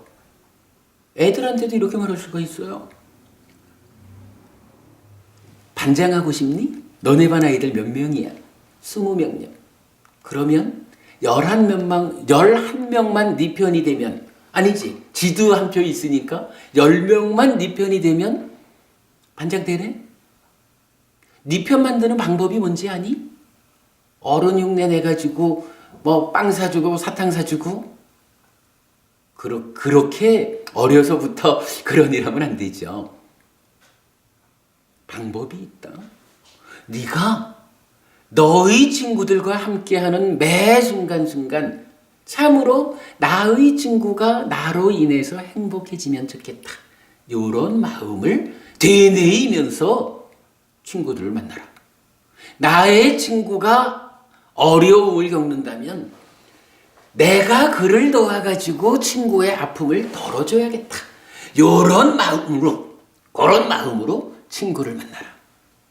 친구에게 좋은 일이 있으면 정말로 진심을 다해서 함께 기뻐해라. 아이들한테 이 평정까지는 얘기하기가 좀 힘들고요. 그래도 자비시 3가지는 초등학생들도 이해가 되더라고요. 그럼 아이들한테 그렇게 말해주는 거야.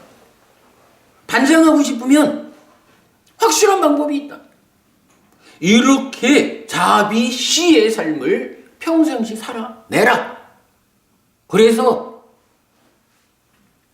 10명만 네 편이 만들어지면 20명짜리 클래스에서 반장되는 거는 따놓은 당상이다. 저기 반장이라는 어떤 이렇게 이제 말을 해서 좀 그렇지만 사실은 이게 내 편 만들기라는 측면에서 어떤 방법으로 내 편 만들어서 내가 원하는 것을 얻을 것이냐 라는 데 대한 기준이 되는 거잖아요. 부조한 가르침이 그야말로 남녀노소 구분됨 없이 어디에나 적용되는 거라. 아무튼 이렇게요. 자애의 마음을 내 안에 가득 채워가지고 그러면 저절로 도시 에어 이행 동사의 뭔가 말의 행위로 드러나는 것이고 그렇게 되면 세상 사람들이 내 편 되고 내가 살아가는 일이 쉬워진다. 최소한 내가 행복하고자 하는 이게 내 편이 많아지면 남들에 의해서 회방받진 않잖아요. 나의 행복이 나의 내면에서 아직 제어되지 않은 번뇌나 탐진치의 문제 때문에 괴로움이 생겨날는지는 몰라도 내가 만들어 놓은 행복이 이러한 삶에 의하면 남들에 의해서 해침당하지는 않는다고요. 내 편 만들기가 가지는 중요한 의미죠. 관계 가운데서 나의 행복을 지켜내는 방법이죠. 우리가 자비시사 사무량심을 이런 측면에서 이해를 해야 합니다.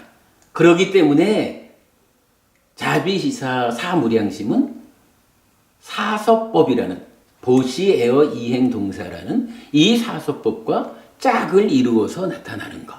짝을 이룬 개념으로 만의 행위를 자비시사로 채우면 뭔가 말의 행위가 사서법으로 드러나는 그 결과 내 편을 만드는 요 개념을 우리가 분명히 할 필요가 있죠. 자, 그렇게 되면 우리 이제 오늘 마음의 메커니즘 아니죠. 삶의 테크닉 중에 이제 첫 번째 주제로 그죠? 첫 번째 주제로 신고의 삼업은 전달되지 않는 의업과 전달되는 신업, 구업으로 나누어 볼 수 있다. 이런 상태에서 자비시서 사무량심이라는 이거, 나의 만어의 행위를 어떻게 갖추어 나가야 하는지, 그러면 그것이 몸과 말의 행위로 어떻게 드러나서 나의 행복을 지켜주는지, 요거 하는 거 테크닉이죠. 요거 모르면 삶의 방향이 달라지는 거죠. 삶의 테크닉이라는 의미를 우리가 이렇게 쓰는 거죠. 어떻게 하면 행복할 수 있습니까? 라는 그 정해진 기술. 네, 그 테크닉의 첫 번째로 오늘 우리가 그 전달 가능성으로의 구분, 요걸 보았어요.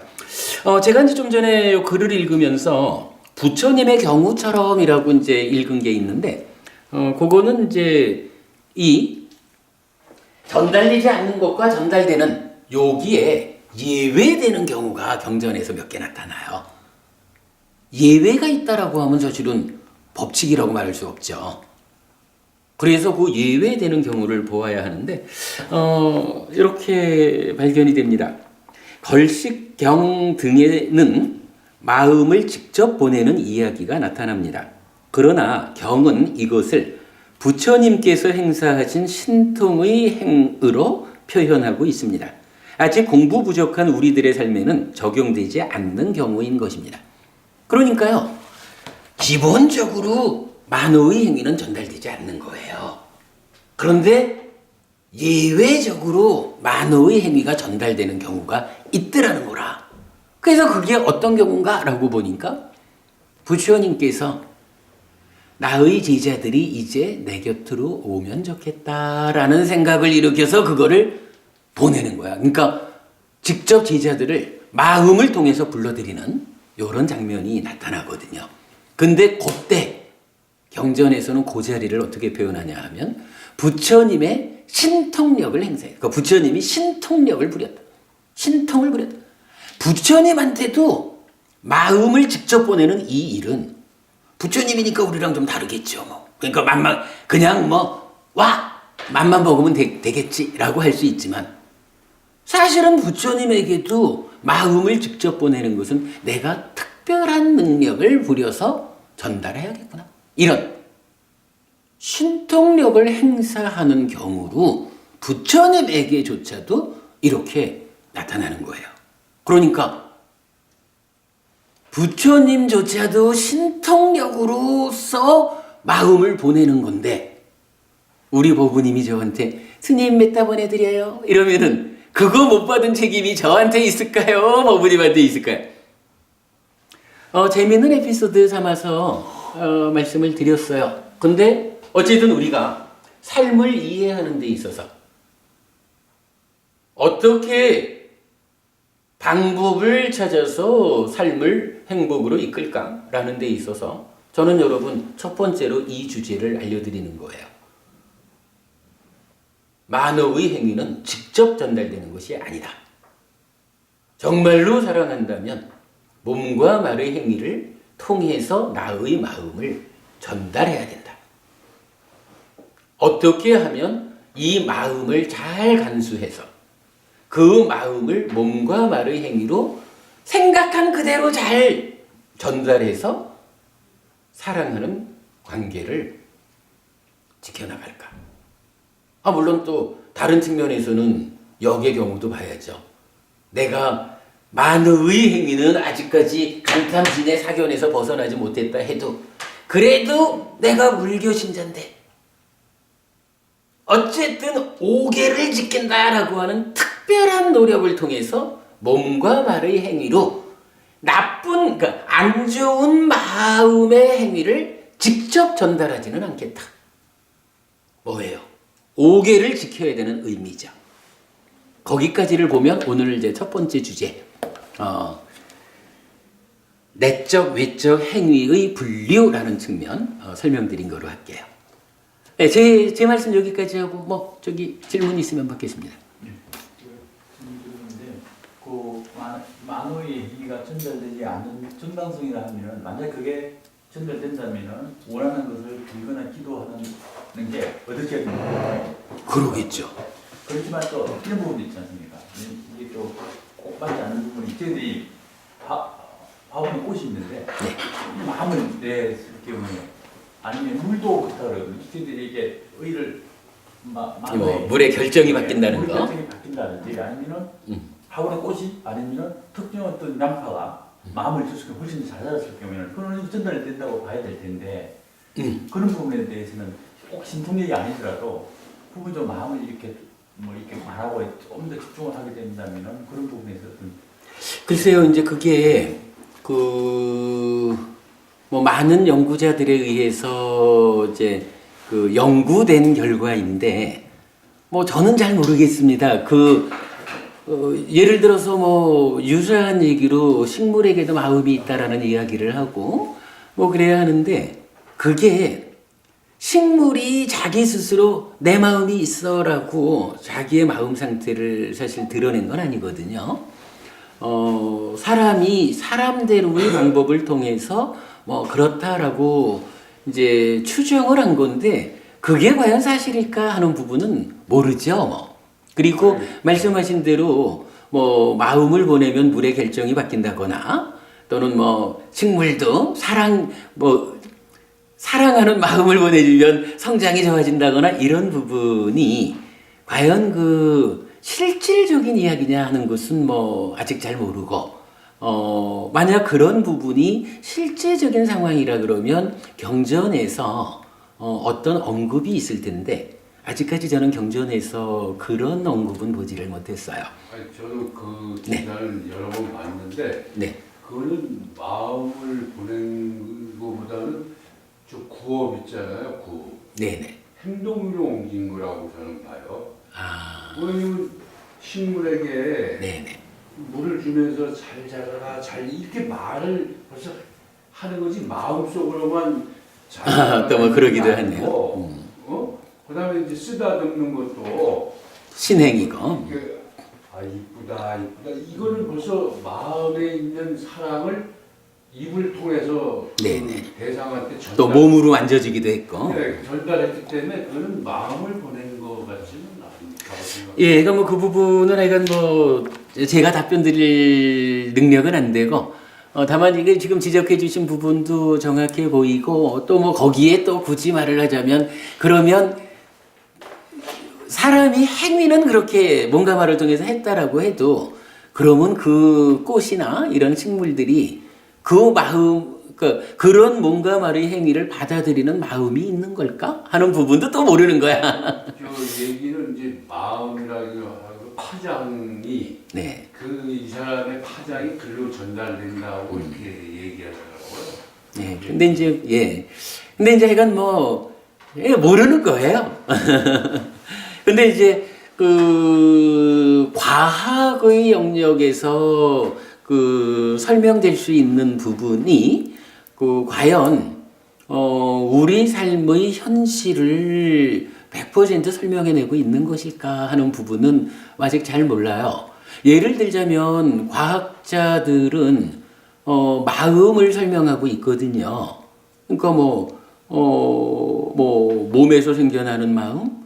그래서 사실은 뭐 뇌과학자들 중심이랄까 뭐 이 마음에 대해서 마치 마음의 실체를 보아낸 것처럼 이렇게 이제 설명들을 하잖아요. 근데 그게 정말로 물질 영역에서 적용되는 과학의 힘이 물질 아닌 것으로의 마음의 실체를 본 것일지 아니면 제가 생각하기로는 우리가 늘 말하는 거지만 몸과 마음은 서로 조건되는 거잖아요. 몸도 마음에 영향을 미치고 마음도 몸에 영향을 미친단 말이죠. 어쩌면 마음이 몸에 미치는 영향이 몸에서 어떠한 흔적으로 이 경계선상에서 남는 거를 뭐 만약에 남는다면 과학자들이 그 서로 조건됨에 의해서 몸과 마음의 경계선상에서 생겨나는 어떤 현상들을 가지고 마치 마음 자체를 본 듯 이렇게 생각하는 것은 아닐까 하는 측면도 생각해 볼 수 있고 이거 몰라요. 저는 그냥 우리 마음이 부처님에 의해서는 이렇게 설명되는 것이다 라는 부분만 설명드린 걸로 하겠습니다. 예, 수고하셨습니다. 들어가실 대로 바로 들어가시겠어요? 네. 정말 그 다음 주는 형편상 법회를 씁니다. 그럼 다음 주에 서울 안 올라오세요? 안 올라올까 싶어요. 저녁 버프도. 예. 하루 내내.